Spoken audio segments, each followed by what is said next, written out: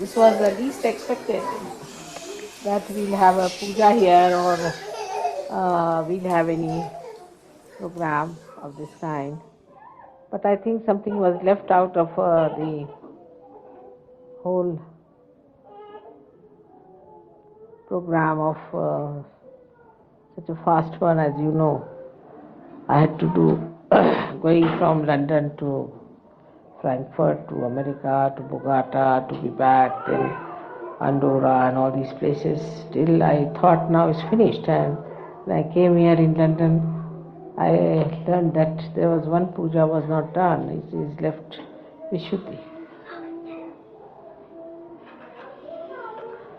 And that coincides with this Raksha Bandhan, because it's the sister relationship and brother relationship. So in the history, if you go, Sri Krishna was born the day his sister was born. And this Vishnu Maya was transformed, I should say, into a lightning later on. But she was the one who announced the existence of Sri Krishna at that time, that he is born and he is living, he is in the present. This is the job of the left Vishuddhi, of the lightning. And you have seen that whenever I am going to any place or I will be giving a program or something, just before that, the lightning, the thunder, all this appears in the sky, you see, to show that announcement. So it is one of the things that is used for announcement. To make it more practical and understanding is that we use electricity now for our televisions, for our announcements, for telling people about messages of something of great importance. I don't know if they do it, might not be. In the same way, we should use our left Vishuddhi for the announcement of the coming of Adishakti. But on the contrary, people start using it as a pocket kept for our extra ego to be filled in. When we feel guilty, firstly, we feel guilty when our sense of relationships are not all right. For example, we do not understand a sister and a brother, the relationship which is very pure and is above all kinds of contamination. But as you know, in the West, because maybe of drinking and doing all kinds of things which are against awareness, people have lost the value system. And in that they have also lost the system to understand what is a sister and what is a brother. So Vishnu Maya is so important, extremely important, because of her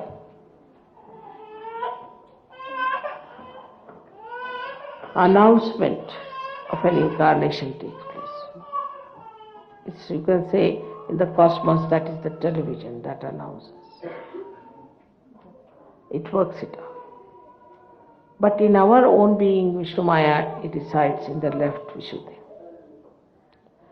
And I find that Vishnu Maya is the thing that suffers the most, especially in the West, because it's a fashion to feel guilty about everything.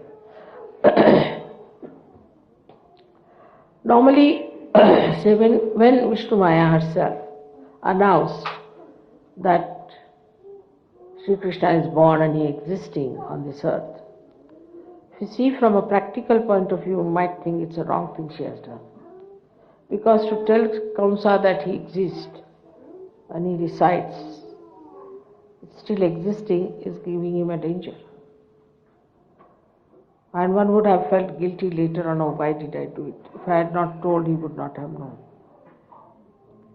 But that's the right thing to be done, that's the job they have to do. So we have to see for ourselves that what makes us guilty for small things is our own ego reacting against us and wants us to reconcile with what mistakes we have committed. Like some people feel guilty because they have said something they should not have said, or maybe because they have done something which they should not have done normally. May not be on a Sahaja Yoga basis, maybe something else also, very frivolous, like somebody spills, say, coffee, they feel guilty. Or somebody puts the knife on the other side, on the left-hand side, then they feel guilty. I mean, such stupid things like that, which are regarded as norms in the society, and people start thinking that these norms are very, very important, as if they are something like a dharma, and you must maintain those norms. But these norms are man-made. Most of them are man-made. See, some of them are so stupid and so horrifying that I think in England I feel there are some which must be really completely squashed and finished, like shaking hands. It's a very bad thing, I think, is to shake hands with everyone. Because God knows what kinds of hands people are having, what kinds of vibrations they have. Now, when my husband has his reception, sometimes I have to shake hands with 700 people coming in, and then 700 drunkards going out.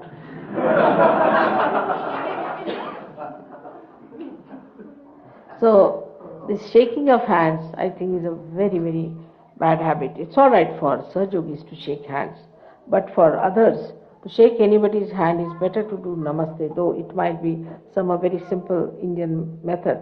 But I think the best way is to say namaste, because shaking hands can cause lots of problems to human beings. And now with all these diseases coming up and all that, I think one has to be very careful about shaking hands. Worse than that is in France, I find, is like when you meet someone, you must kiss. You see, the worst habit, I tell you, horrible. But they do kiss you all the time. If you go there, I had very bad shocks to begin with. You see, anybody would just get you, kiss you here, kiss you there, and start looking at the person. Now with the fear of AIDS and all that, perhaps they might stop all that nonsense. But there is no need to do all that. It's not a very good way of wishing anyone. It doesn't show any respect in both the cases. When you shake hands also there's no respect, and even when you kiss somebody there is no respect. But if you say namaste means I bow to you, namaste. It's I bow to you. It's respect. And this is one thing we have to do, is to respect each other. But when we are not, then we feel guilty. And like that, you see, these all like thank you. If you have not said thank you to somebody, then we think we have done a big mistake. I mean, the amount of thank yous we do, get so much used to it that even if you see a statue, you say thank you very much for your darshan. It goes on like that, you see, it's a bit too much. Too much thank you becomes a lip service or sorry. Nowadays, in our times, we used to say, I beg your pardon on the phone, but now people say, sorry, sorry, sorry. I mean, sorry for what? Just can't, that sorry goes into left Vishuddhi. If you don't hear, it's none of your fault. Maybe the fault of the telephone, maybe the fault of another person. So, without understanding what is there to be sorry, just go on saying sorry, sorry, sorry, feeling sorry for something is absolutely boring. And such a person can become extremely boring. Since morning till evening he is saying, I'm sorry for this, I'm sorry for that, I'm sorry for this, and all the time feeling sorry for everything, you feel sorry for that person. So one has to be in a joyful mood. And doesn't matter if somebody doesn't say sorry, it doesn't matter. But some people can take a very big objection if you don't say thank you to that person. Very funny thing is that I have experienced in England once. I was going out and John was there. John was driving the car. And my daughter was coming out of the house, so he left the door open and he just, as soon as she sat down, hardly took about 5-6 seconds. He closed the door and went round. But he didn't say thank you to the fellow who was standing behind. You see, they are supposed to be all very rich, cultured, educated people. So this fellow got out of his car and got hold of his belt. And he wouldn't allow the car to move. When the car was moving, I couldn't understand what was happening. So I asked Johnny, stop the car, stop the car. I said, what's the matter? She didn't say thank you to me. This fellow would have been killed or something would have happened to him. It doesn't matter. He should say thank you. These are the funny norms that we have, so many of them, and sometimes you miss the point. Sometimes you miss the point because the whole thing becomes so mechanical. It is not mechanical. If you say thank you, it's a way of just even expression, your smile, your just a gesture can say that you are thankful to people for what they have done. But it is a norm which is created since long, They have dropped out so many things, like they have dropped out their tailcoats, everything. And I think too much thanking and too much feeling sorry should be dropped out. Either you go to the left or to the right. So the best thing now is, if somebody does something for you, all right, just a smile. Sometimes say thank you, all right. But not all the time teaching us, did you say thank you? Like one child told me, I don't want to go to their house. I said, why? Because I have to say thank you, thank you, thank you, thank you all the time. So children also somehow or other find it's very artificial. It becomes a lip service. And this lip service can go anywhere, and people start feeling very sorry for things like, I didn't send a Christmas card, so they feel sorry. Christmas card is not important. We must see why we have to send a Christmas card. Is to wish this person. Do you have that in your heart? Did you feel that from your heart? Once you start feeling from your heart, then you will never catch your left vision. It's a very superficial way of avoiding the mistakes you have made. Now supposing I have not done something which I should have done. Sometimes it happens. And I feel it in my heart, just feel it. I should have done it. And if I have not done it, then it gets corrected. Not only that, but for a Sahaja Yogi, it works. So to feel it in your heart, otherwise whatever is superficial, you shouldn't worry. You shouldn't worry, you are all yogis. You must know you are all saints now. So you don't have to worry about small things. Even if you slap someone is all right. If it is necessary, you can slap people. There were yogis used to throw stones at others just to save themselves from their boredom, from their aggression. So it's all right. You are all saints. So saints can do that way. I read a very nice story about a king who was a monk. He had to become a king. He didn't want to be a monk. He didn't want to be a king because he said, I am a saintly person, I don't want. He was a saint, but he was made, he was forced to become because there was no one, everybody was very happy, and he gave all permission to do whatever they liked.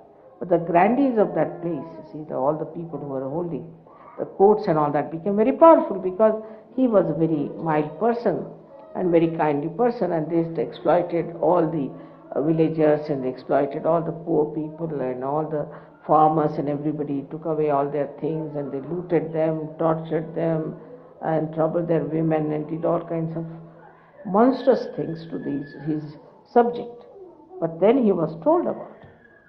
Then he thought that now I am sitting as a king here, and though I am a saint, as a saint I have a duty to perform. So he made a very nice plot. He got very good people, handful of people who were very, very close to him and on whom he could depend. And he called all these grandees for a court and told them not to bring any weapons on them, and then cut everybody's neck there. Everybody's. He was a saint, though he cut everybody's neck, because these people were horrid. To punish them was his job, and he did it without feeling guilty, without catching on the left vision. So whatever has to be done, has to be done. There's nothing to be sorry about. You don't have to be sorry at all. But whatever you feel, and if it is not expressed, that feeling properly, then you have to feel it in your heart. so that it acts and works. This is, of course, for left Vishuddhi. But one thing we have to ask ourselves, how do we get rid of our left Vishuddhi? And when you start asking this question, why have I got left Vishuddhi? It is the surplus of your ego, as I have told. So try to watch what you have done. Try to see what you have said. Why did you do it? And then face it. And next time don't do it. So you won't have the guilt. Because guilt is nothing but a stored up mistakes. And like going to a priest and saying, I'm sorry, I did this, I did that. And again doing the same thing. It amounts to the same. Because then you don't correct yourself. I think open the windows will be better. This one. I'll make it quite warm for you.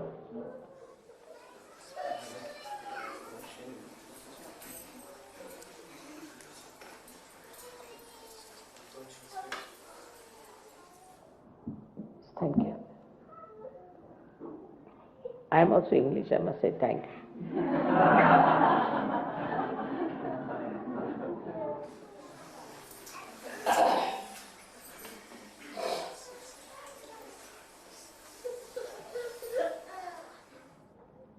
So this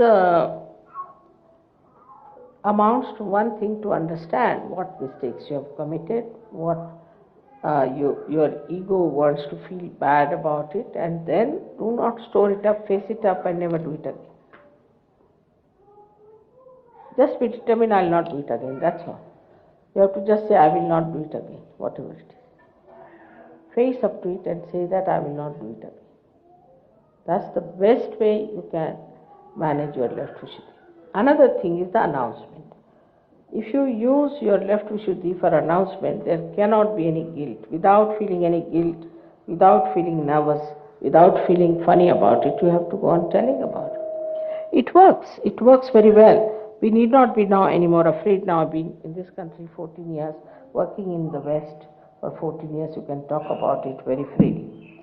Today's only they gave me an example of that the musicians were coming, and while coming, one of them happened to go earlier, and they asked them, why are you going to London?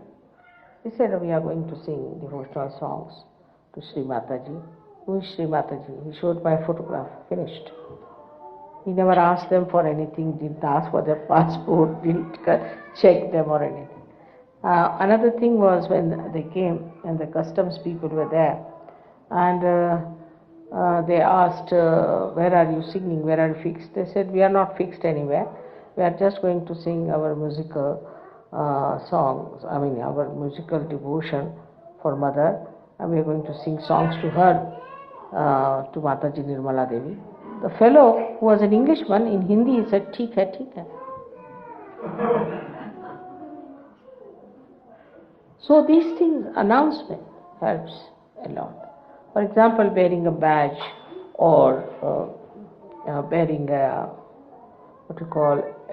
necklace like that or a ring itself is an announcement that you have found out the truth. And then, not only that, but also if you want, you should sometimes start wearing a sari, doesn't matter, sometimes kurta, pajama, doesn't matter, on the streets. If you walk about, people will know. Now, some say that if you wear these things, then Mother has said, no, I never said so, that you cannot wear. If you like, you can wear, but there's a freedom to you. If you want, you can wear it, or if you don't want, need not wear. But the trouble is, sometimes, like these Hare Rama, Hare Krishna women, and they used to wear these dresses and go about, but they were dirty, filthy, unwashed women. In a proper traditional way, if you wear saris, people will appreciate, definitely. Why not? They would like to see you in that saris. If you want, you can wear it. It will be a good idea for you to go about. There's no harm in wearing saris. I think it's a very decent dress, and makes a woman, looks like a woman much more than pants and those jeans and things like that. So it doesn't matter. But then don't feel guilty with it. If you want to wear it with daring and with courage. Be a brave person. So only the brave people can get rid of their left Vishuddhi. Because you are brave, you are doing it. That's a culture that has to come. We like the saris, we'll wear. If you like the kurta pajamas now in this heat, to wear a three-piece suit, is it good? But you'll wear three-piece suit with a tie, a perspiring, In India especially, I don't understand how the English can manage with the dress of England, wearing three-piece suits and with the ties. All right, some people can, but not all. Those who feel very cold can manage, but not everybody cannot do it. So why should you wear these dresses which are not suitable for you? But that doesn't mean in India I have seen people be wearing some sort of a so-called short and so-called short on top and moving about. That's stupid because it is indecent. So we cannot wear indecent dresses. We have to wear decent dresses but which are comfortable and decent.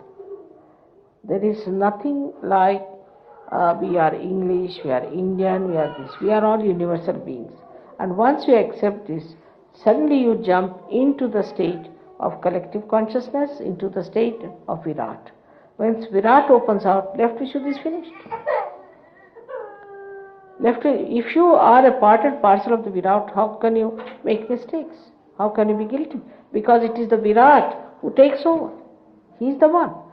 Supposing now in your hand something goes wrong, you don't blame your hand for it. What you blame is the body. The body has the problem.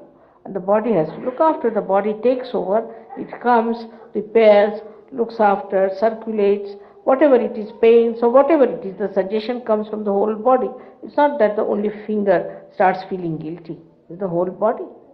In the same way, once you jump into that state of Virat, into the state where you feel I am a part and parcel of the whole, Vishuddhi should drop out. Left Vishuddhi should completely drop out. It has no place.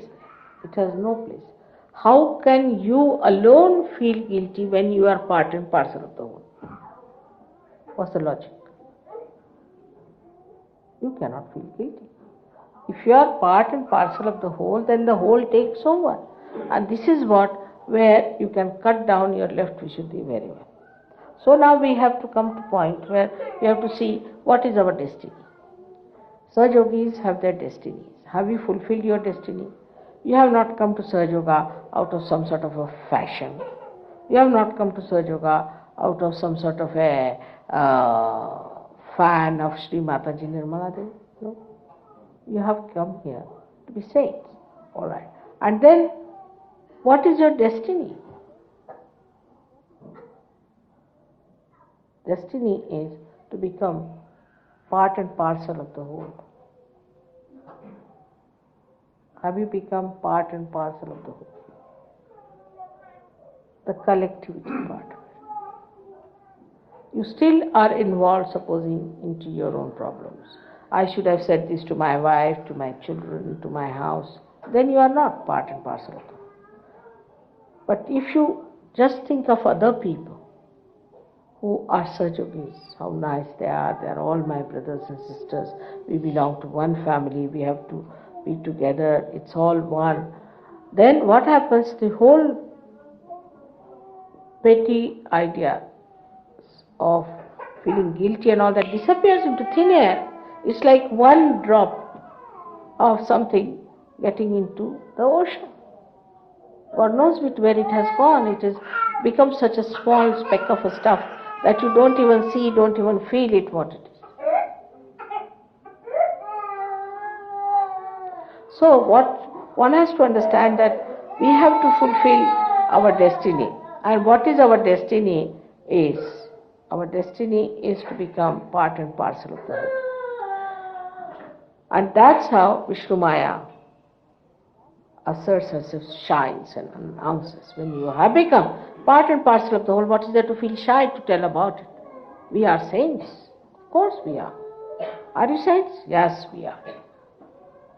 You have to talk about Sahaja Yoga, I have to talk about me in a very open manner, not to feel shy about it. We have had sort of processions and all that in India, but here we dare not have any procession. In England, out of question, you see, I don't know, people feel very shy about it to have a procession, but supposing you have a procession, then what happens? Then you are just on the television as soon as you have a procession. To bring yourself on the procession, you have to announce and make it a collective effort to announce, then you are. But I would say we have to wait for 1 or 2 years more at the most, 1 year more. And then we have to go ahead with demonstrations, with telling people, announcing it, talking about it. This is what is Vishnu Maya. And if you start thinking tonight that what you are going to do about it, your left Vishuddhi will be clearer. So much so that I become deaf on my left ear, the way you people are sometimes feel guilty about it. Now don't feel guilty that we have not fulfilled our destiny. That's the trouble. Think about it positively. You see, when you feel guilty, you don't think about it positively, what I should have done, what I should have looked after, how I should have gone about it, how I should have gone further. So these things are very important to understand, that if you have to fulfill your destiny, first and foremost thing is you must think about it and understand about it, that what is your destiny? What have you to become? Because now you are Sahaj Yogis, you have got powers. Even if you are caught up, whatever may be wrong, you can give realizations to others, you can do lots of marvels, you can show lots of creditable things that are never done. People can see for yourself that they are themselves, that they see that yourself is something, a magical box, that it can create so many things. It's true. But that is not your destiny. The destiny is to become part and parcel of the whole. That's your destiny, and to be effective much more as a part and parcel of the whole. For that, first thing you should start is an announcement. I was sorry to hear that when they wanted to have a program and all that to be done, only few people were there putting the posters. There should be some method in England, especially. England is a very place where people are very sort of, because it's an island, you see, they also have their islands of their own. Everybody has an island, I find here. And they live in an island of their own. My family, my house, my books, my this, my that. So they live in an island. Now, if you tell them that we are having this problem, oh, I have no time, I'm sorry, very busy, or something like that, then they feel guilty. Oh, I should have gone, after all, this is this. Now, you have joined a movement, a kind of a divine upsurge, which has to work out emancipation of the whole of humanity. Now, you cannot have such a mediocre effort, and because of that, you suffer everywhere. All those countries where people have taken a very great step forward have achieved every way. They have got money, they have got everything with them. But still, if you are worried about this and worried about that, then what happens? That your progress is stopped, in a way, deterred.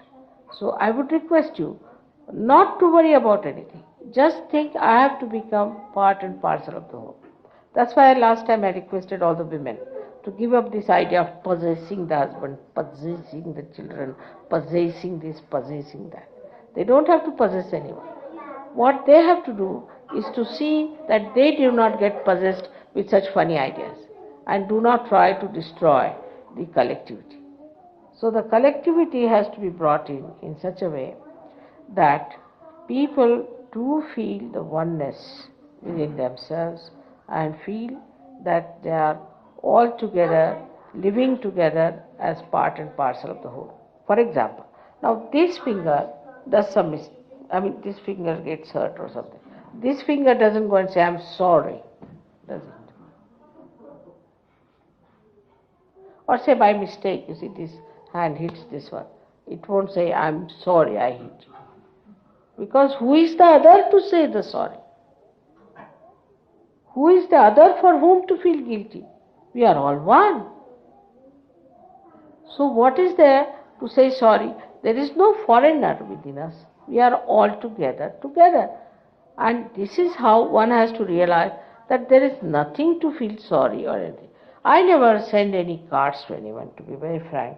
Cards or flowers, to be very frank. This is all right, because I have no guru and I have no Mataji to send flowers. If I had somebody, I would have sent, but I am no one. Whom should I send?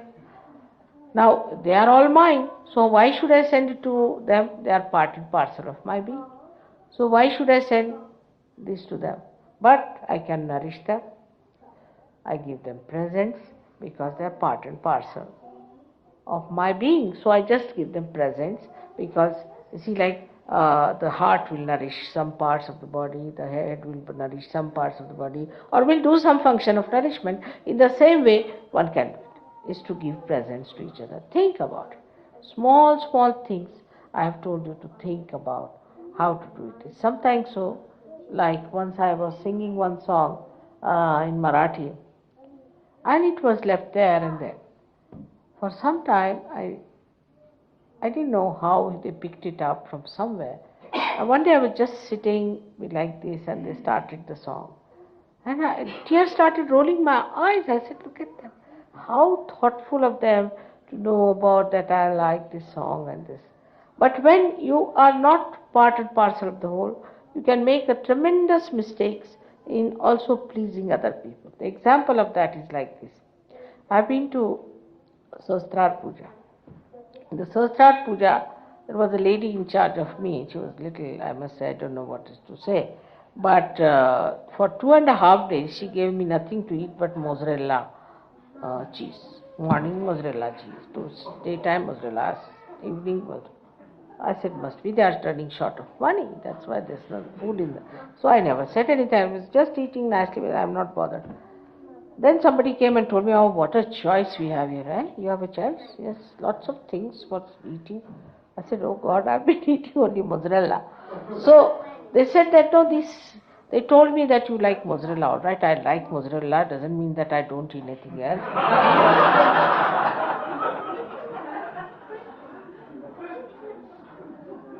So this kind of understanding shows what? Shows that you have not understood me at all. You have not seen me. Partially you know that once I said, all right, I like mozzarella. So only mozzarella.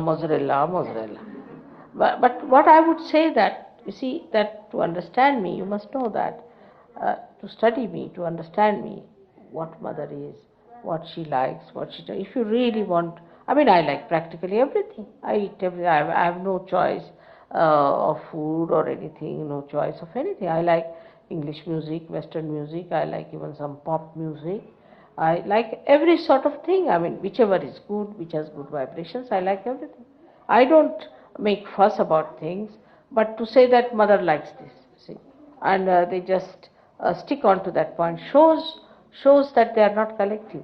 Collective is to understand me fully. Supposing there is a problem here, so all the blood cells know there is a problem here.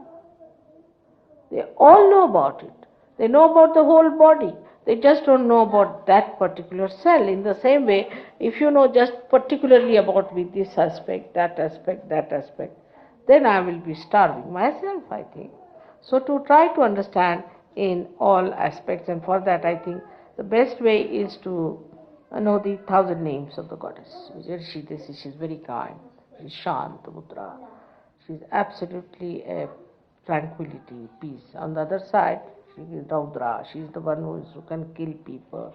She can finish people. She is absolutely wrathful. It's true. I accept. It's so. But it is so. So it is so. But you must understand my in full ways. If you just understand in my one side, for example, if you just understand me to be a very mild, compassionate, forgiving mother, then you are sadly mistaken, because you might have to pay for something that is very wrong you are doing to Sahaja Yoga, you are doing to your brothers and sisters, maybe doing to yourself, or maybe to me. So the other side will definitely punish you.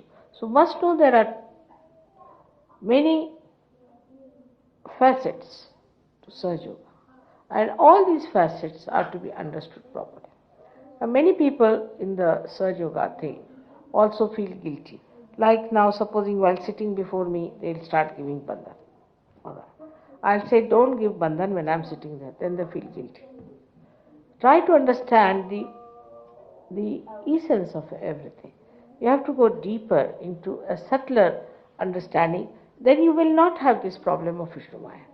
The subtler understanding should be that we have to see with our discretion, divine discretion, whatever is right and whatever is wrong. We don't have to judge it mentally.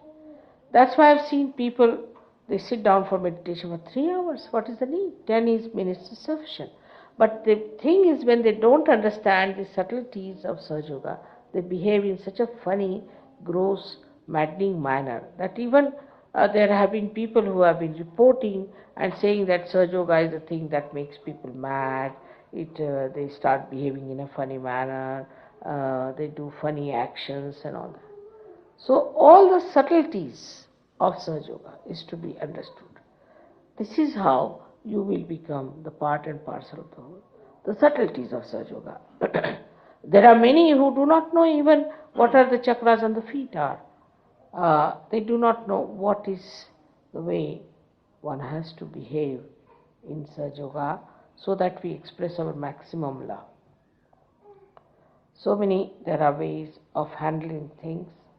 If you really accept that you have to be a subtler being, you'll be surprised, you'll be endowed with such capacities that you can handle any number of people, any time, any nationality, and you'll know everything about it. Because subtlety means you go to the essences of everything. If you go to the essence of everything, then you start seeing what is built on the essence. It's very easy to deal with a person if you see the essence of everything. So, for Sahaja Yoga, it is important to know that left Vishuddhi is just avoiding the subject. You are not facing it. Secondly, you cannot go to the subtler thing. Another thing which catches left Vishuddhi is, of course, smoking, as you know, drugs, and also tobacco is very bad for left Vishuddhi. But the worst of all in the left Vishuddhi is the mantras given by wrong gurus. Because that's the essence. Mantras are the essence of what one says. So what happens to you that if your left Vishuddhi is not alright, even if you say mantras, they are not effective.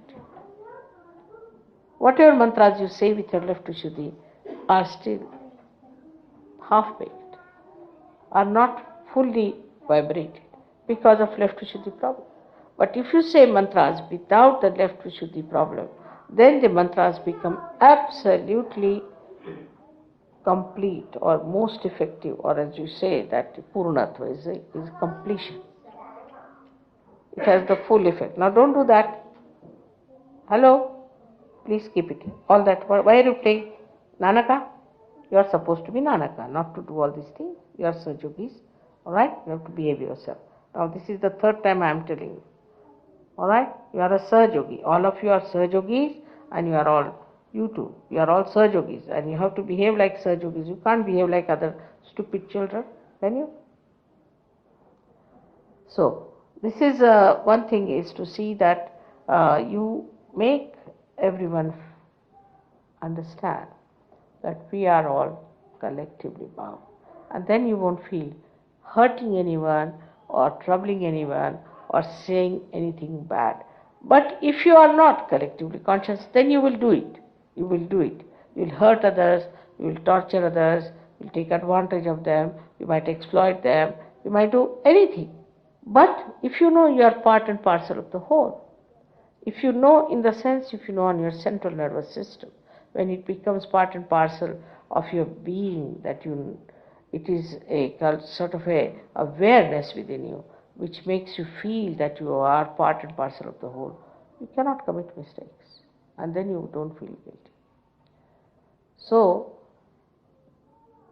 today is the day of a very big relationship between brother and sister, where a sister never feels guilty and brother never feels guilty.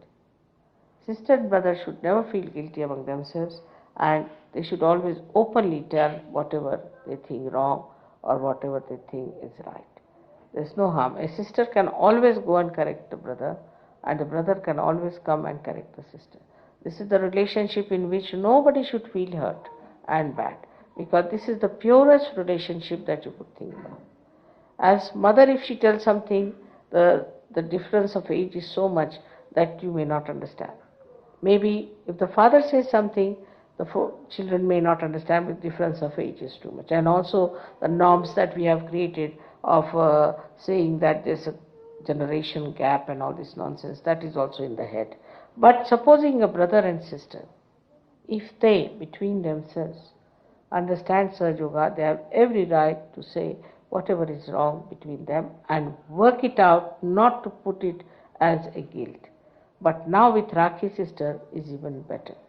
Now with Rakhi sister we have established a beautiful atmosphere that somebody who is a brother, you cannot have any funny relationship with that person. It kills all your flirtations, all your funny relationships that one develops, all kinds of marriage breaking problems and people going astray. Once you have understood the principle that we have to settle ourselves on very holy relationship with each other, this is the way in Sahaja Yoga we establish that holy relationship. And moreover, one has to see that this holy relationship gives you joy, happiness and pleasure. It is not just a holy relationship of some force or some sort of a thing. Even if you cannot give anything to your sister, or the brother cannot do anything for the sister, it doesn't matter. The relationship is in the heart and is felt very much. And when you feel it, that relationship, that sweetness of purity, of holiness flows.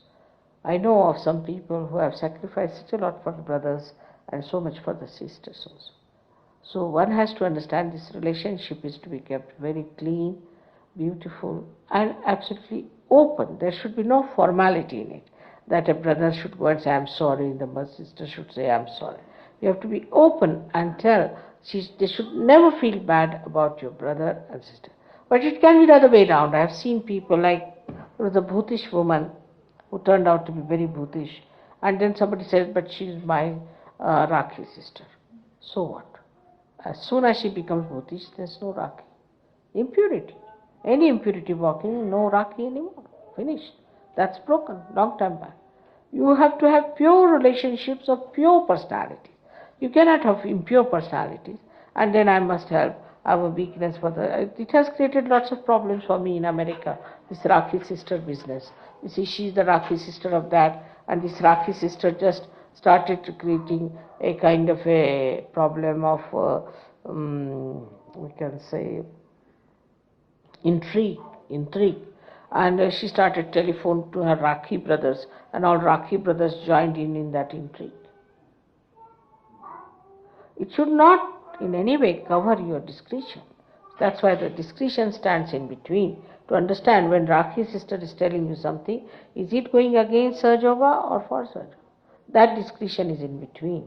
Before you go to this point, you have a discretion here to see for yourself that this Rakhi relationship has to be nourishing, supporting, helping Sahaja Yoga. Other than that, it doesn't exist. We are brothers and sisters in Sahaja Yoga. Anything that breaks it, there's no relationship at all. Anyway,